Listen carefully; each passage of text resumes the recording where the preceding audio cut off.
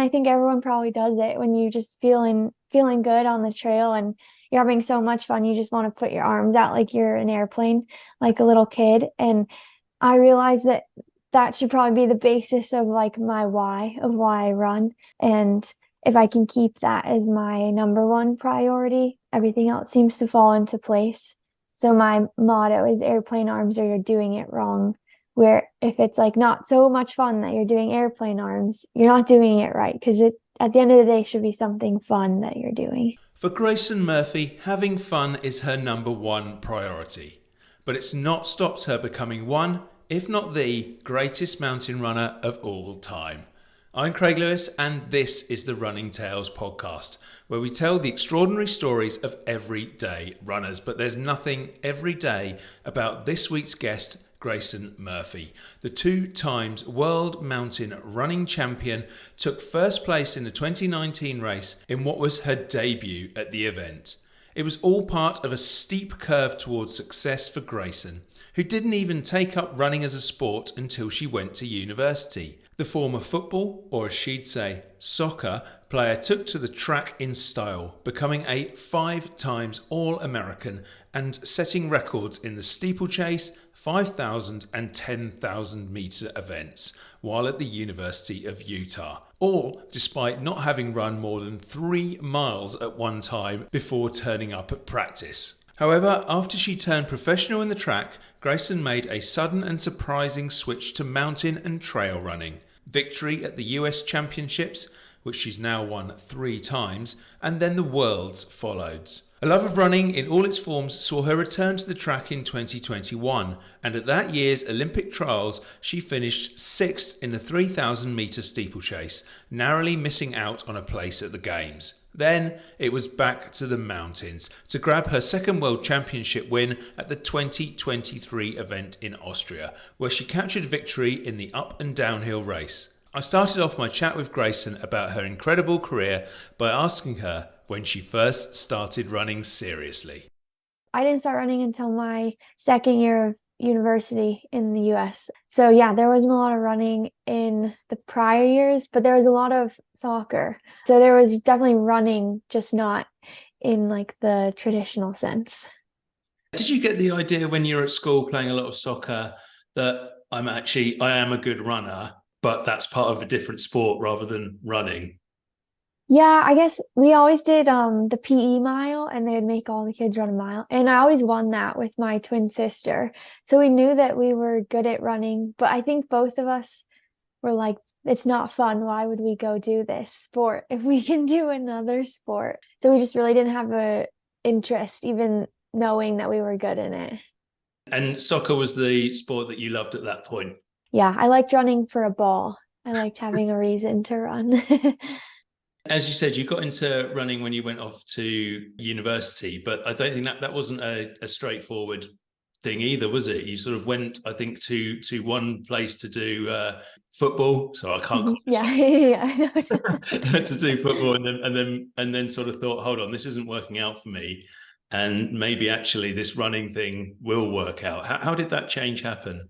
Yeah, I guess the soccer, football just wasn't as fun as it was growing up. And I think I'd worked so hard for a goal, which was to play at the university level with football, and then got there and it wasn't everything I had hoped and dreamed it would be, which I feel like is kind of a common thing with people. You kind of reach your goal and then you're like, wait a minute, that's not what I was expecting.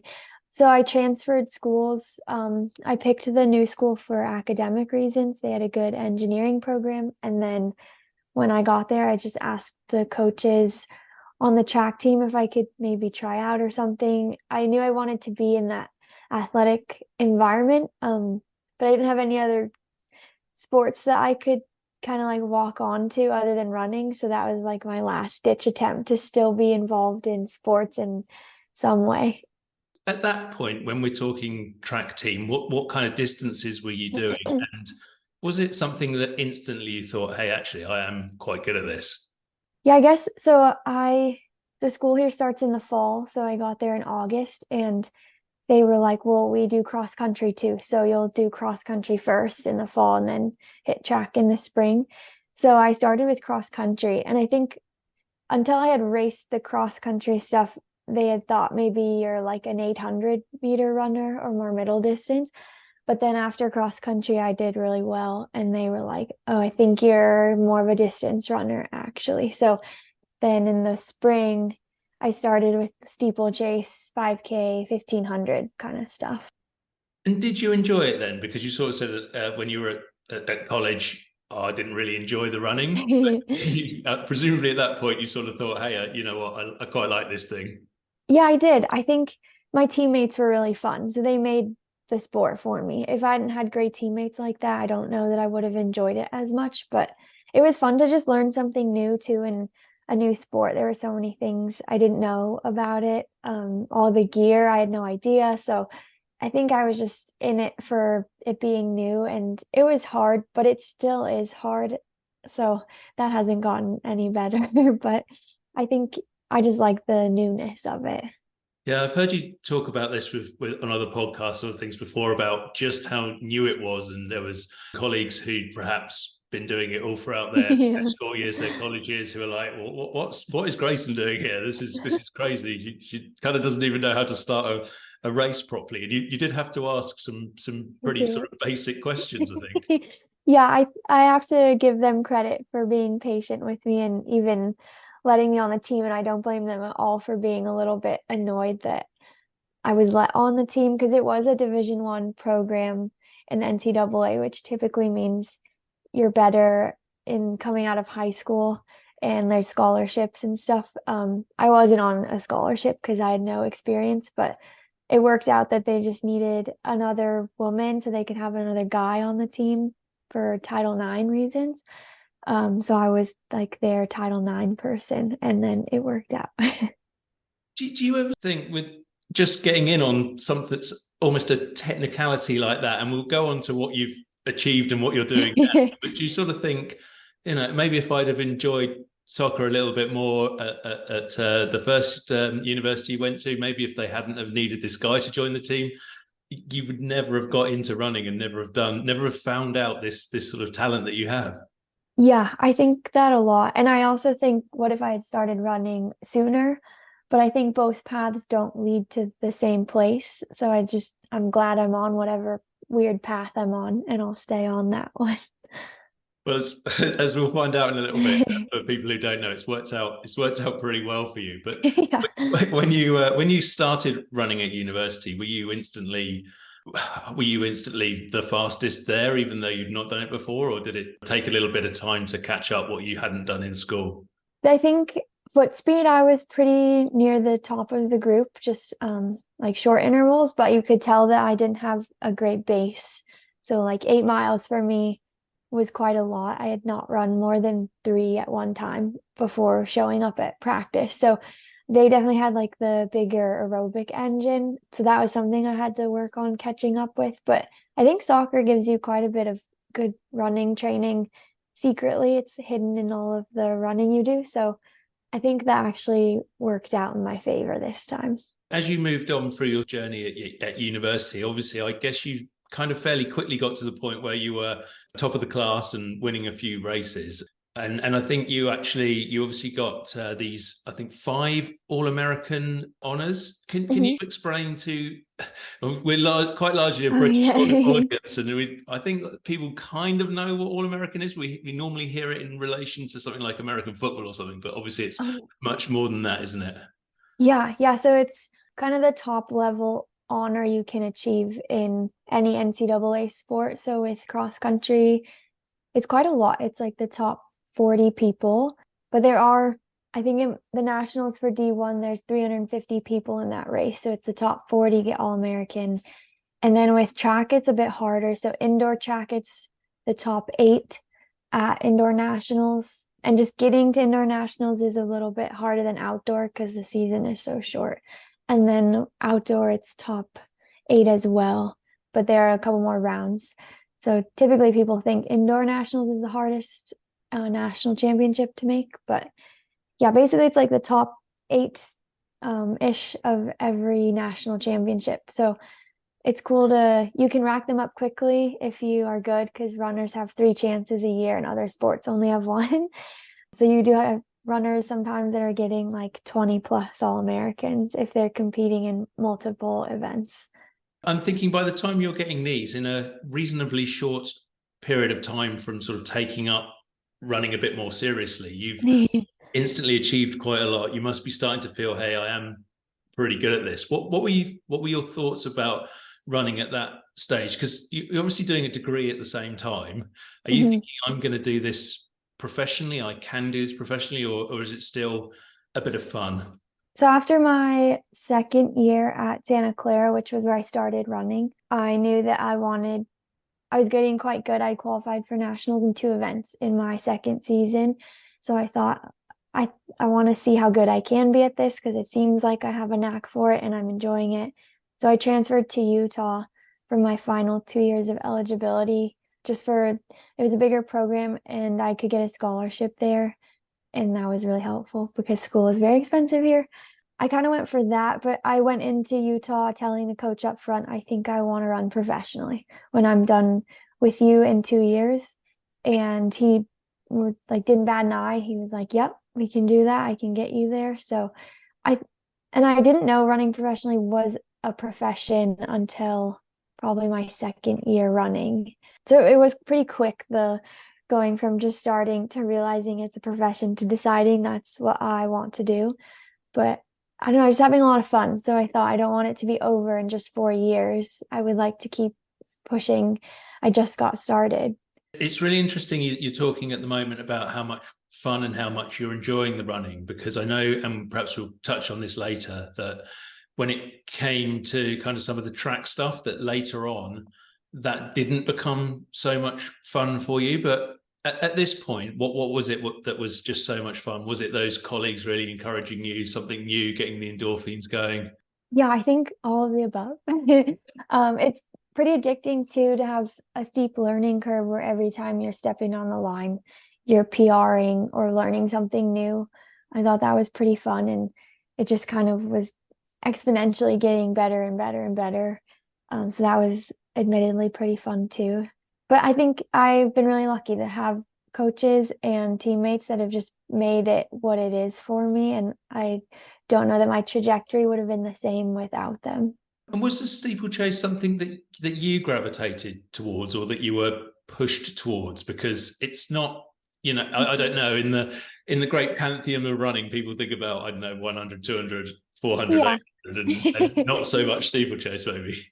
I think the first coaches I had at Santa Clara, in that first meeting I had with them when I explained I was a soccer player, they were like, "Oh, I think you could be a middle distance runner or you could be a steeplechaser because you're obviously, or we hope that you're pretty agile and athletic because you've just come from soccer." So, and I thought they showed me, I didn't know what it was. So they showed me pictures of it on their computer.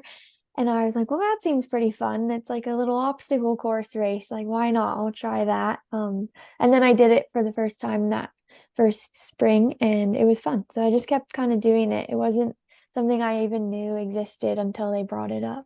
And a thought that popped into my head as you were sort of talking about that, the agile nature of it, and a spoiler for anyone who doesn't know the rest of your story and how you've got Mhm. the mountain running now. How useful are the sort of skills you learnt in steeplechase to what you're doing now when you're racing up and down those trails? Oh, it's pretty useful. I would say probably the soccer skills are what I use for both disciplines more, but yeah, I think steeplers make great trail runners. So if you're out there and you're interested, I think it's a good sign if you're good at steeple that you'll probably be good at trail running.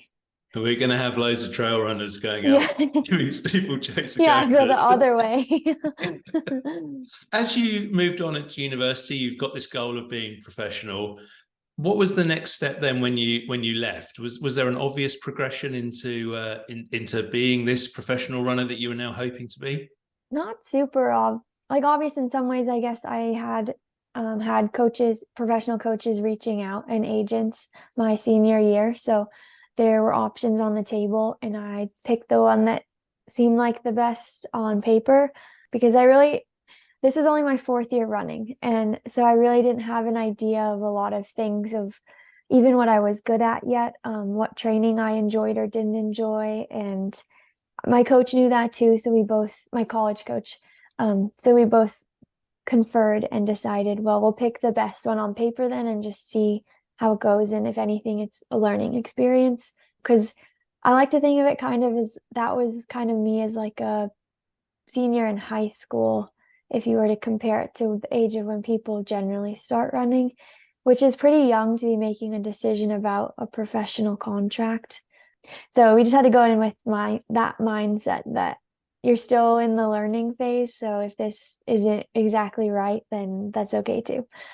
Yeah, and I want to talk about what you got on to next in a little while, but one thing I also wanted to explore really was this idea around you obviously started late and took massive leaps and bounds onwards quite quickly. And I think the way we've been speaking about it, which is probably my fault, makes it sound, oh, it was all quite easy. Grayson just rocked up and then was suddenly the fastest runner around. But I'm guessing there's, although you may be a lesson for nature being important, there was, I'm sure, a lot of hard work along the way as well. Yeah, I don't think it wasn't like I just walked on. I did lots of workouts. I did the training. None of the training was crazy. It was probably on the low end of normal, but like I said, my coaches were great and they understood that this is only my like maybe third year running, or fourth year running. So I can't be training like I've been running for 8 years. I have to be training like I've been running for 3 or 4 years. And I think that was really helpful in just like gently bringing me up to speed instead of kind of throwing me off the deep end. And I'm really grateful for that because I've seen it happen the other way to some people too. And it doesn't generally end as well. Yeah, it's a really interesting thing around really making running or any sport maybe a bit too professional, a bit hard nosed too Yeah. early, and that was something I think which you started to find as you moved into that professional arena, wasn't it? Hmm. Yeah, I learned to like just because I'm a professional now doesn't mean I can train like a 35-year-old woman that's been training as a pro for 10 years, 10 plus years. It just doesn't quite work that way. And at least for me, maybe for some people it does, but my body just needs a little more time to get used to stuff. So yeah, in general, I've been a pretty low mileage runner, I would say, throughout my whole career. And I don't have like the super sexy Strava workouts that some people talk about. Maybe one day, but mine are pretty, I feel like if you looked at my Strava, you'd be like, that seems pretty standard for everything. But that's kind of how I like to train too, is I'd like to just be more efficient if I can get more out of less for the longest period of time that I can. I'd rather do that than be running 100 miles a week just because for no reason, just to say that I do. As you moved on, just to keep the story moving along, you did keep the steeplechase going, and that became something that you did to, well, a very high level. But I think you were sort of on the cusp of the Olympics, I suppose. Is that fair to say? Yeah, I guess, yeah, fair. 3 seconds or 4 seconds. Yeah, that's pretty close. Was that the aim? Was that the goal? We're going to just move on. We're going to keep having a crack towards the Olympics. Yeah, I think so. I think just because there's not really a personal goal of mine. I definitely wouldn't say no to going to the Olympics if someone said you get to go. But I was not the kid that grew up dreaming of going to the Olympics for sports. And I understand that that's like the epitome of our sport. And I think that gets pushed on a lot of runners. So I would want it for that reason, but that's not why I run, is to go to the Olympics. And that's not how I'm going to define success in my career, is making an Olympic team or not, especially now that I'm doing an event that's not even in the Olympics, but maybe one day. Yeah, well, that would be fantastic, I think. But this is I'm quite interested in this sort of fast move up through university into running, a lot of success, moving to this level of the cusp of the Olympics, as I said, and then you kind of went, I'm going to do something different. Explain to people what that was and why you made that decision. Yeah, I guess. Well, I started trail running before I almost made the Olympic team, just because it sounded fun. I There was really no other reason. It just sounded cool. And I grew up in Salt Lake City, Utah, which if people haven't been or know, it's a really mountainous place. And so every summer I was in the mountains with my family hiking. We weren't running, but we hiked a lot and biked a lot and camped a lot. So I felt home in the mountains. And then I thought, why not run in them? If I like, no one had really introduced that idea to me before, because I think in the US pipeline, at least when you're in college, NCAA, it's not typical to go from track and cross country to trail running. People want to keep you in that track pipeline and kind of keep you like track and road after college. So it was kind of a weird sidestep that I think a lot of people questioned. But I was just like, well, it's in my hometown. The race is right out my back door. Why not try it? And I did one, and it is just so much fun that I thought, I can't not do this now. I just had way too much fun racing. So that's it for me. I'm hooked. Yeah, I think we have the same thing here really in terms of if you're going through school, university onto professional athletes, it is kind of that I don't know, I guess that Olympic goal, Yeah. that track goal and so on. And I think people who, I mean, I haven't done it myself, so there may be people screaming at this podcast saying, "No, Craig, there are routes," but I think people who do that tend to just do it themselves rather than through any formal Mhm. route. But I think you ended up finding it a lot more enjoyable than you'd started to find the track, which, if I'm right, had started to come with a few pre-race nerves and things like that. Yeah. Yeah. I'd always been nervous in college, but it just, the intensity and the level of competition just continued to increase the older I got. And as a professional, it was just even that much higher than NCAA's. And I realized the training too, I didn't necessarily enjoy as much. Um, and if you gave me the option to go run on the track for the day or go run in the mountains, I would pick the mountains. And I thought that was pretty telling of maybe what I should be focusing towards. So I still do track, and I did track even after doing winning worlds in 2019, but I think it was more of just to show that you can and to stay fast. It wasn't necessarily the main goal of the season. It's quite unusual, isn't it, to take the route you've done, but then also to still be involved in what some people see as almost completely different sports. Yeah. Yeah, I think some people can't wrap their brain around it. I get asked a lot, how do you train for that? But it's all just running. And at the end of the day, that's all you're doing, just on different surfaces. So I don't think it's too much different. When you started trail running, and actually, just for people listening, when you talk about trail running, I think it's perhaps important to just spell out to people what that means in terms of distance and so on, because people tend to just think about, oh, trail running, that means you're doing 50K or another Yeah. miler, but that's not necessarily the what you're doing, is it? No, yeah, I'm not an ultra runner. I would not put myself there, but I do mostly mountain races and sub ultra, which is under 50K for the most part. Yeah, so my race is the world championship classic race is usually around 15K, so they are quite short and steeper, a little bit more technical, usually, except not this year for some reason. So they're very accessible. And I don't think, especially in the US, a lot of people don't know that even exists. They just think, oh, Western states or Hard Rock, UTMB. They don't realize there's options outside of that. One of the things which I find amazing about running, and I suppose it goes into the thing we spoke about a minute ago, is that this same thing of putting one foot in front of the other can have such a wide variety, from Usain Bolt in the 100 meters to Yeah, somebody doing the Marathon des Sables or the Barkley yeah, Marathons, or all these things over several days. It's incredible the way that kind of works, and the variety to one sport, because I mean, you get five-a-side in soccer, but there's not that much variety. yeah. Yeah, it is pretty cool to think about and how extensive the running community is because of all of the different disciplines within it. When you started to do the trails, was it much the same as the stuff within university? You took to it pretty quickly. I think you mentioned you did the first race and you won it, and it kind of went on from there, didn't it? Yeah, it was just fun. I was doing well pretty quickly, immediately, pretty much. But I think I was having so much fun too, and I recognize that as a key to success, that you're really enjoying it truly. On the track, I've never felt the level of joy that I feel when I'm running on trails. And I think that that can really elevate you to the next level and get like the extra 1% out of you, to do some cool things.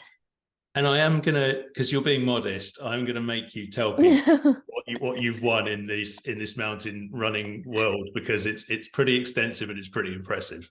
I've won the world championships twice. Yeah, and you've won more than that though.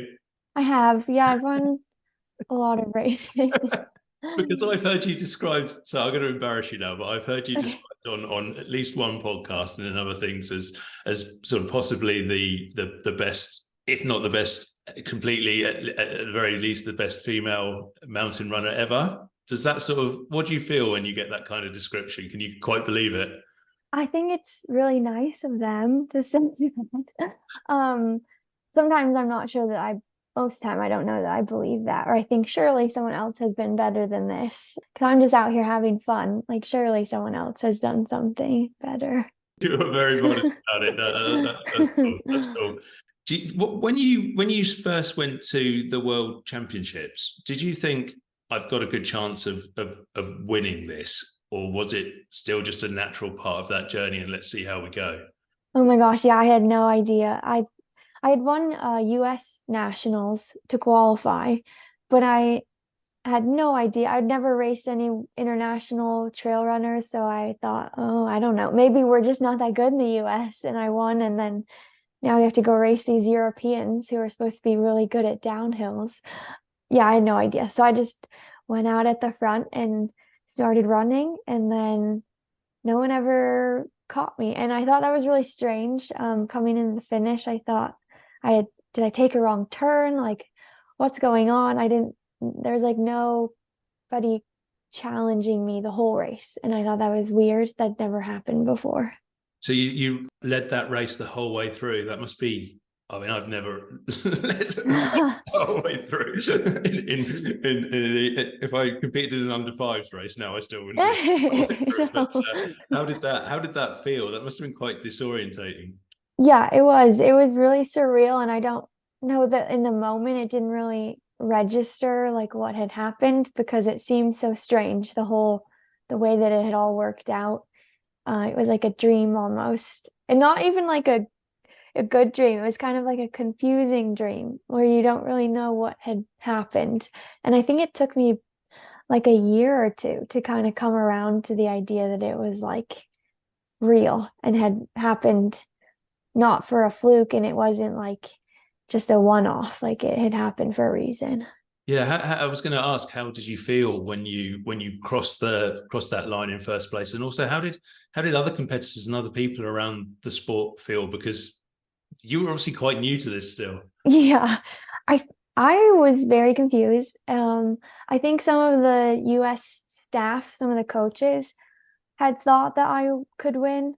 But they'd been going to these races for years and had seen lots of athletes come through. So they had a much better idea of like what it took to win, I think, than I did. And they had told me before, I think you could win, but I thought they were just being nice, or I have no idea why they're telling me this stuff.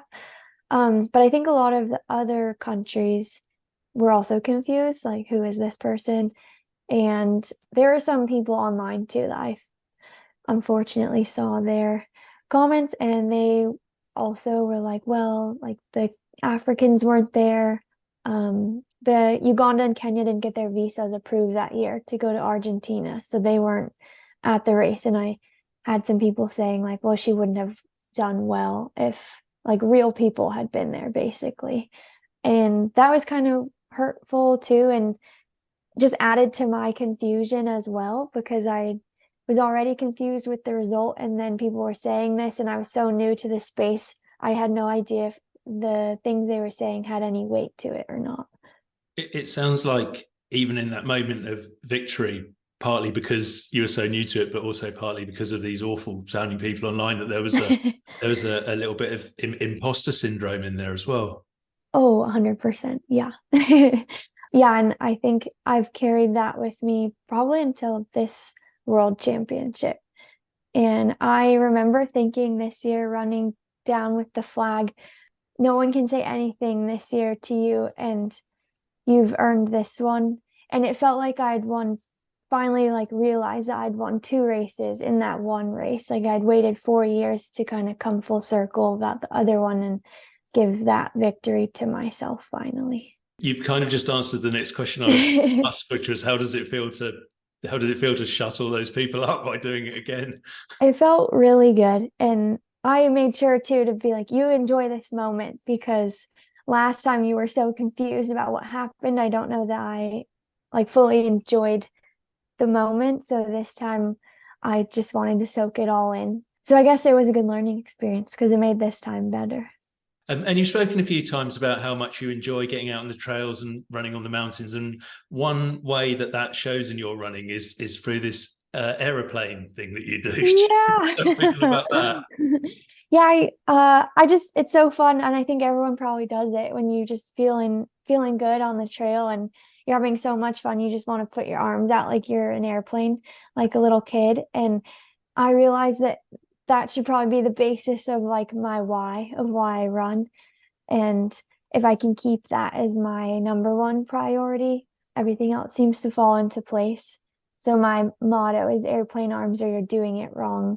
Where if it's like not so much fun that you're doing airplane arms, you're not doing it right because it at the end of the day should be something fun that you're doing. And it strikes me in saying that obviously you're doing this thing running at an elite level, but and you were kind of stumbled upon it in a way, but that feeling of having so much fun and doing the aeroplane arms when you're out running, that's something which anybody listening to this podcast, whether they're doing a park run or whatever, really can tap into, isn't it? Yeah. Yeah, I think it's a good way to stay present in the moment, present in the run too, which I think a lot of people can get, myself included. That's why I say it to myself.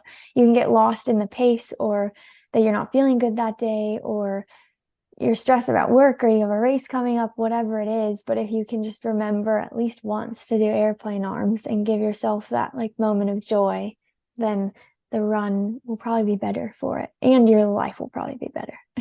Well, I've been out on a little trail run this evening, and I didn't do aeroplane arms, so I must remember to do that Gotta next. go back, yeah. Yeah, I have to go back out again. Yeah. But I also don't know how. I mean, I've just started doing trail runs fairly recently, and I suppose it's an occupational hazard, isn't it? But I spectacularly tripped over a tree root the other day straight on my Oh face. no. How do you avoid that when you're doing the speed you're doing? Oh, I just had to answer some questions on this, but my top tips for downhill running were relax. So it's like when you're mountain biking or skiing and they tell you to relax because if you're tense, you're more likely to crash. So relax, even if you feel like it looks kind of funny. Like there's a video of me at Worlds this year. My arm looks broken because it's so relaxed, it's like flopping around, but I feel like that helps you not fall. And then quick feet. If you can just think of it as like hopscotch or like the tango or something where you're moving your feet really quickly, where not every step needs to land perfectly because you're so quick that by if it does slip, you're already on your way to your next step by the time you're kind of falling. That's my other tip. So yeah, Oh yeah, relax and quick feet. yeah, it's that mountain goat thing, isn't it? Yeah, And exactly. just finally, what is next for you on this trip? Because I have heard various things, including possibly stepping up and doing marathons and things like that.